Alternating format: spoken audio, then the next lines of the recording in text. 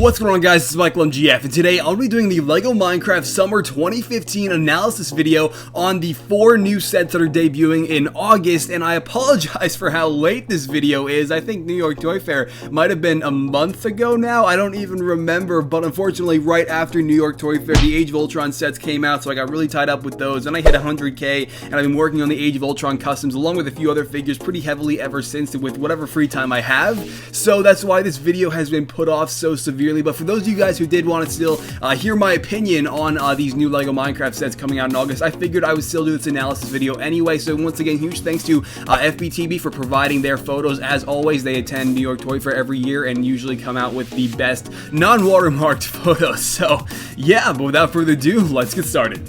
Alright, for our first set, we've got the Snow Hideout, and I don't want this video to be a rehashing of all the things I've already said in previous LEGO Minecraft reviews and analysis videos, so I'll just say it right now. I understand why these sets all have to be covered in studs. For the sake of playability, you have to be able to stick your minifigures in different places, and obviously there's other reasons behind it, but unfortunately though, everything in Minecraft is still smooth, so unfortunately this still does bother me at the end of the day, but I'm not going to keep repeatedly say it throughout the rest of this video, or at least I hope I'm not, and I can remind myself not to for the sake of you guys not being annoyed. But regardless, with this set, this one's going to be retailing for $34.99, and it seems a little steep for this one, but with this set we do have Steve, a creeper, and the first snow golem, which is pretty sweet. The Steve is the exact same Steve we've already had before with a wooden pick and a wooden shovel. The creeper is also the exact same with his frozen legs, and then also, speaking of frozen, we've got the snow golem is built in a similar way, but regardless, you can see with his chest area, we've got a 1x1 modified brick with the 2 studs on both sides for his main chest, and then on the front of that we have a 1x1 tile printed with 3 buttons, and then attached in those holes we've got a couple of stud shooters, brown stud shooters with white studs firing out of them, obviously to represent his arms and the snowballs that he fires at aggressive mobs in game, and that's cool. I understand that playability. I think that's great. The fact that they've managed to make the snow golem actually be able to fire these snowballs that he's known for in the game, but I mean, it's like you can't deny that it looks pretty funny and a little bit weird and out of place. So that's why, similar to the Olaf minifigure in the Frozen set, you can just take a couple of twig pieces and then just replace those, and it'll look much more, I guess, normal, if you will. And then also we've got more buttons printed on the 2x2 brick toward his waist there, and then just a standard pumpkin head from the previous Minecraft sets. So that's pretty awesome. But the set itself is actually it's kind of similar to the first night in a way, and in that way that the fact that it's got the door at the front there, and then obviously it can open and with the pretty much the same use of the same hinges, and then we've got a workbench in there. We've got a fireplace, which doesn't make sense because then this entire igloo that Steve has going on would just flat out melt. So don't know how that works. And then also we've got a coal ore mounted on the side there, which obviously is removable like all the other ores that we've seen in the minifig scale Minecraft sets. I mean, there's a variety of different things to see with this set, and obviously based on what we can see here, the river, like the whole water flow, the water current, that is apparently detachable, which is pretty sweet. They're using some 2x2 white or 2x2 light blue tiles to represent ice, which is pretty sweet. And we've also got obviously the trans blue pieces for that water. We've got a water bucket included with this set. We've also got a torch with a fence off to the left side of the set. We've also got a God, I haven't played Minecraft in quite a while, or at least tried to play survival mode in quite a while, and so I can't remember the name of the specific tree type off the top of my head that is planted in snow biomes, but obviously that's portrayed here in this set and is covered in snow, which is pretty sweet. And then we've got a chimney, believe it or not, on the top of this igloo that Steve is living in, which is pretty interesting. But one thing that I should point out with this set that is really unfortunate is that for whatever reason at the German Toy Fair, LEGO had the finished printed pieces, all the new printed heads, all the new printed torsos and legs, all the new printed bricks. They were all there with their respective sets at the German Toy Fair, but unfortunately that's not the case in the New York Toy Fair, and for whatever weird reason, whatever new pieces are printed, I mean, it's not even new pieces. I mean, even Steve has like this weird torso with like a number sharpied onto it, and it's really weird because it's like, I mean, why? They can bring the finished pieces to the Toy Fair in Germany, but not to freaking New York. So I think that's a little bit strange, but regardless, it is what it is, and unfortunately this is going to be the circumstance for the rest of this analysis video. So I will unfortunately have to give you guys looks at the box art instead, because thankfully the box art still does give us a look at the finished designs. But there seems to be a playability feature toward the front of this set. I can't really see what it is. There seems to be like a hole there that maybe you can retract. I mean, maybe it's meant so that you can knock the creeper in it or something, but I can't really see what that playability feature is supposed to be based on these photos provided by FBTV. So other than that though, that's pretty much it for the Snow Hideout. It's a fairly decent set. It's small but reminiscent of the first night, and I really do appreciate what the design work that went into the snow golem. It's actually fairly creative. So I mean, overall I think the set is pretty awesome, but for 35 bucks, maybe knock $5 off of that and it would make a little bit more sense. But regardless though, that's pretty much it for the Snow Hideout. For the next LEGO Minecraft set of this lineup, we've got quite obviously, I would say, the best one, the Nether Fortress, and this set, it really has it all. I mean, this is 80 bucks, by the way, so it's obviously the largest set, and so I mean, for 80 bucks, I would say it's worth it. I would say this set probably meets that price point. I mean, you've got a lot for that 80 bucks here. You've got a total of 5 minifigures, one of which is a freaking ghast, which can fire the actual bombs out of his mouth, and I mean, that is really awesome. And I mean, unfortunately they don't have, like, they use a red stud for the fire charge, which I think is a little bit weird, but regardless though, anyway, getting back on the subject here, we've got Steve included with this set. Now the diamond armor pieces that are included, we've got a couple of diamond helmets for Steve and Alex, and we've also got a diamond chest plate for Steve or Alex, and then we've got the diamond sword and the diamond pick, so that's pretty awesome. But those are just the accessories for the minifigures. The minifigures themselves, Steve is exactly the same, of course, and then Alex is really awesome to see, because I mean, honestly, Alex wasn't added to the game too long ago, and I think that that's really sweet that we're already getting a minifigure of her.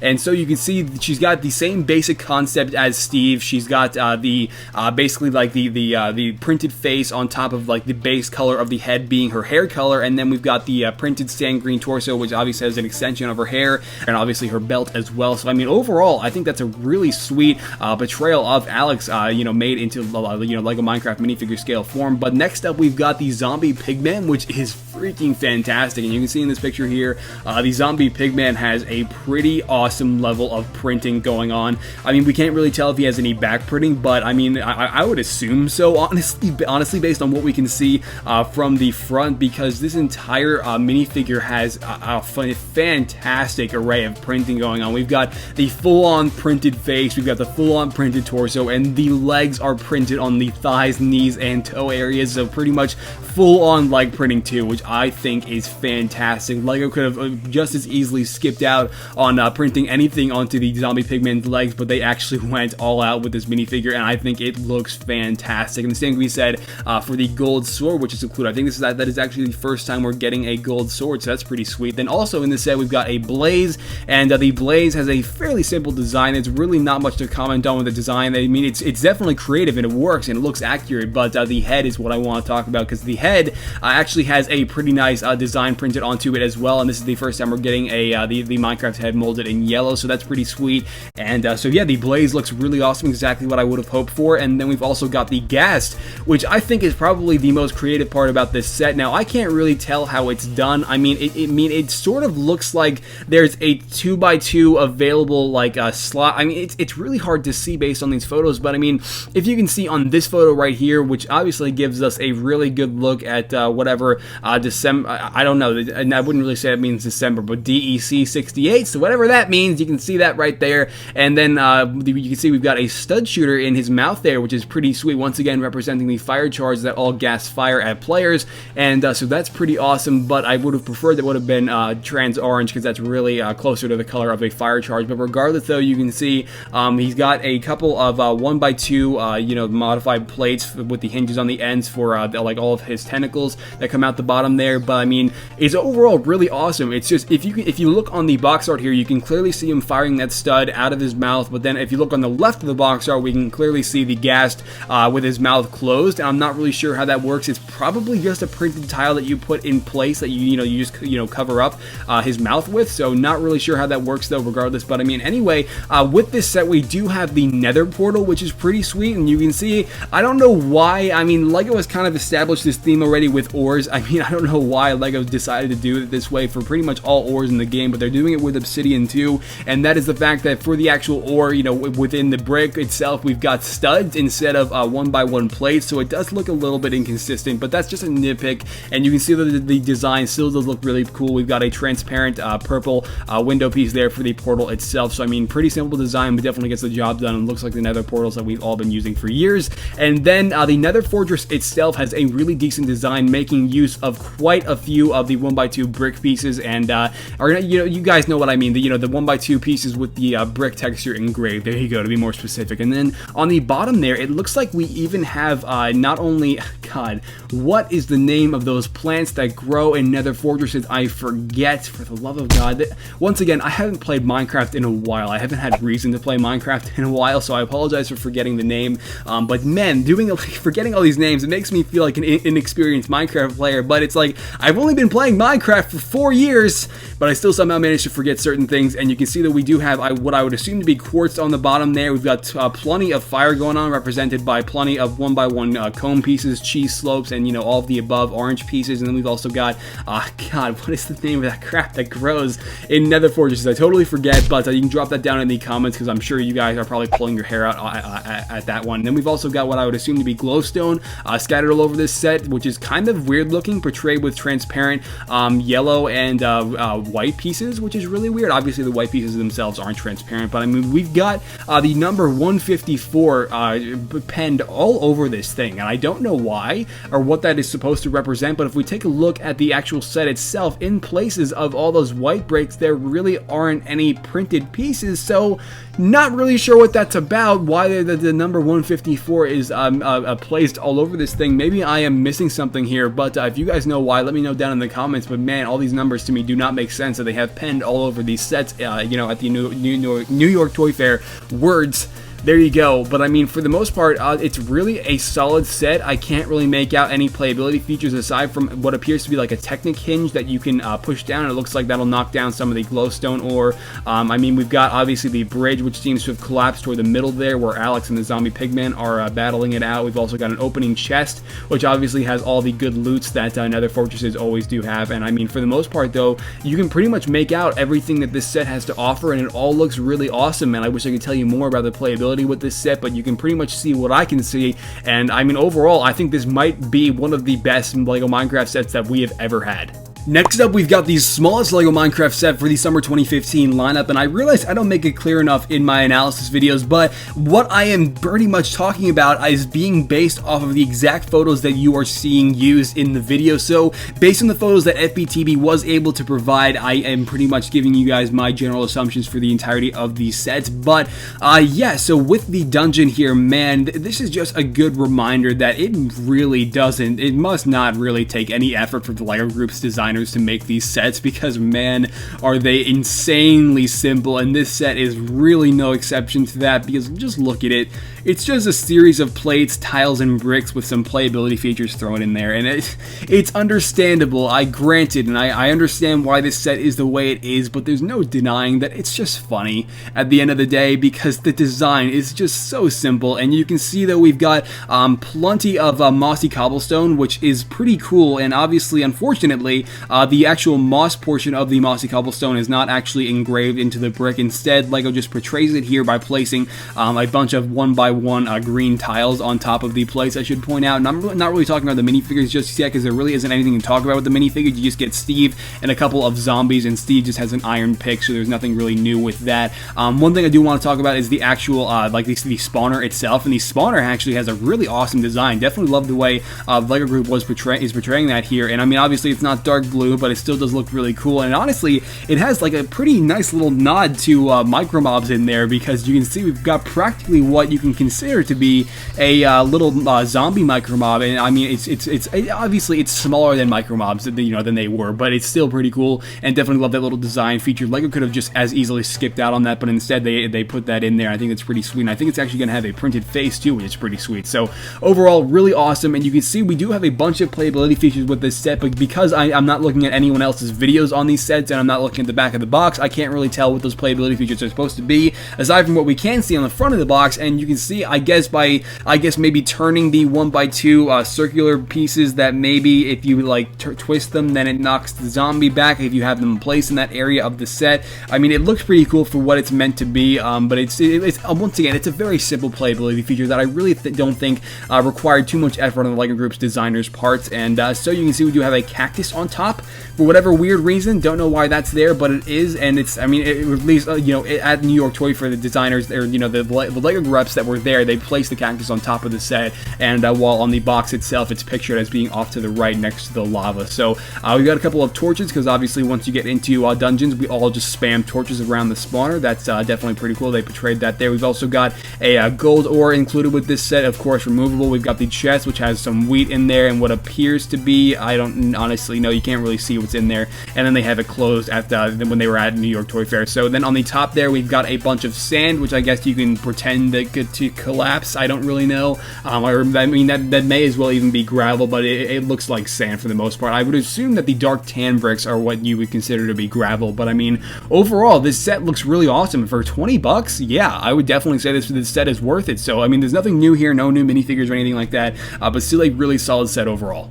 For the final set with this analysis video, we've got the Desert Outpost. This one's actually the second to largest set out of all the new LEGO Minecraft sets debuting in August, and this one comes in at 60 bucks, which seems a little bit steep, honestly, but it is still a really solid set, and you can see that it has a lot to offer, especially in terms of minifigures. We've got Steve, who has just an iron helmet and an iron sword, which is pretty awesome, and then we've also got Alex included with this set, and this gives us, this entire set, this box art gives us a much better look at Alex, and you can see this is pretty much, this just, backs up what I've already said about Alex. Fantastic printing on the front of her head and fantastic printing on the torso. It makes for a really great portrayal of the new skin for females that are playing the game, so that's really awesome. And you can see we've also got, she's got a iron pick, so that's pretty nice. But I mean, included with this set as well, we've got a couple of skeletons. The armored skeleton has a iron chest plate and an iron helmet, and then obviously, of course, they both have their respective bows. So I mean, it's pretty awesome to get at least two skeletons in this set as the two aggressive mobs attacking, I guess, the Desert Outpost itself. And then we've also got the wolf included with this set, which is pretty awesome, and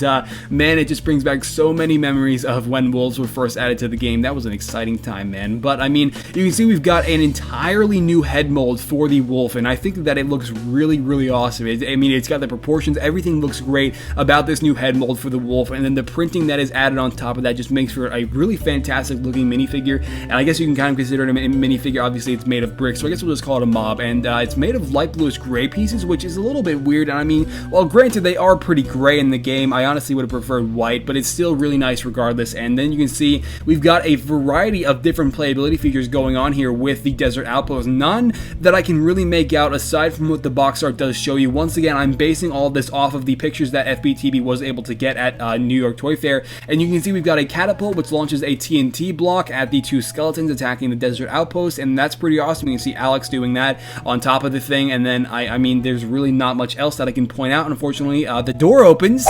That's a thing. And then actually, like right toward the front of the door, you can see we've got a bunch of 2x2 plates with the stud in the center. So I would assume that that indicates some sort of playability feature that would take place right there. But once again, I can't really see what that would be exactly. In this set, which is pretty awesome, we've got the debut of the first ever boat, and the boat is fairly simple, just built onto a 4x4 brown plate, but it is still a really nice design. I think LEGO did a pretty good job with the first ever boat, and it looks pretty awesome. And then we've got a bunch of torches scattered all over this thing. Of course, we've got a farm off to the side, and you can see that farm has a bunch of wheat and a bunch of sugarcane growing from that, and that's pretty awesome. And obviously it's lined up with the water there. We've got a bunch of TNT bricks, of course. Once again, as I've previously mentioned with the set, they've all got the weird numbers just like sharpied onto their torsos, and all the other printed pieces that I guess the LEGO reps could not bring with them to New York Toy Fair. And then this entire thing opens up, as we've previously seen with other sets, just for playability. Unfortunately, they did not get us a shot of the interior, but if you look really, really close in there, you can see we've got a workbench, a ladder, a cookie,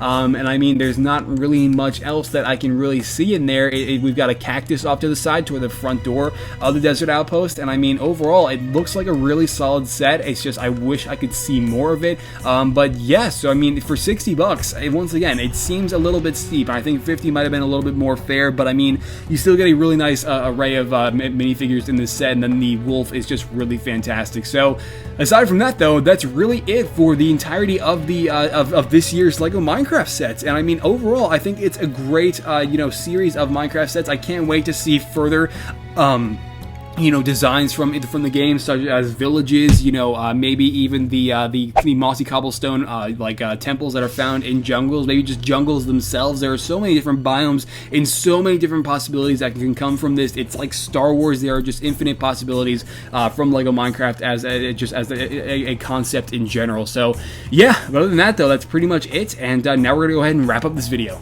Alright guys, and there you go, that's pretty much it for this analysis video, my last summer analysis video actually. So I guess to wrap up all these analysis videos, I should just say right now, I am going to review as many of these sets as I possibly can, but unfortunately these sets are debuting right at the start of Brick Fair, Virginia, and so unfortunately funds will be pretty tied up at that time, so I can't promise I'll be able to review the majority of these sets, but as I always do, I will prioritize and I will do the reviews that I really want to bring to my channel first. So for instance, with these sets, I'll probably you know, I'll cast the dungeon and the snow hideout off to the side just to make sure I get the reviews out for the desert outpost and the Nether Fortress, and that's unfortunately something that I have to do with my reviews. I'm gonna have to prioritize with all these lineups if I am to review any of them. So yeah, no promises, but I'll do my best, guys. I always try to anyway. And so if you enjoyed this analysis video, hell, if you enjoyed all these analysis videos I've been doing this past month, be sure to let me know by dropping this video a like below and or your opinion on these sets down in the comments. There weren't really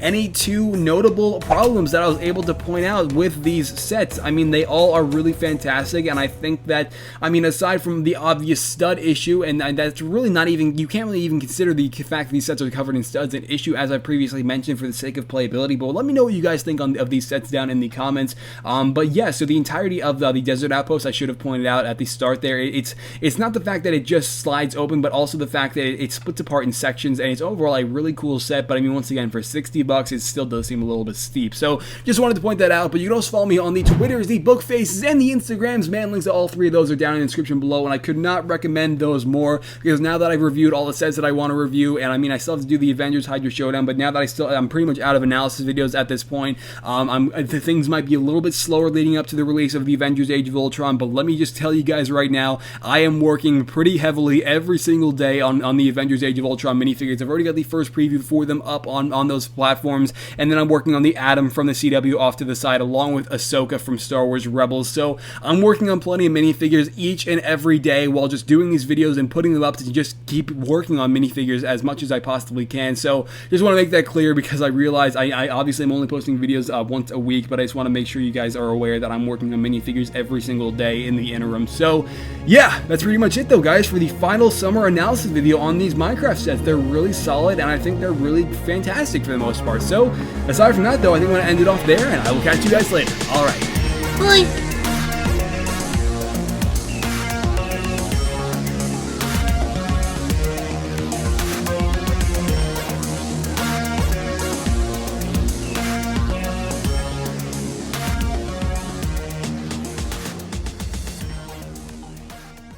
Latest LEGO Minecraft.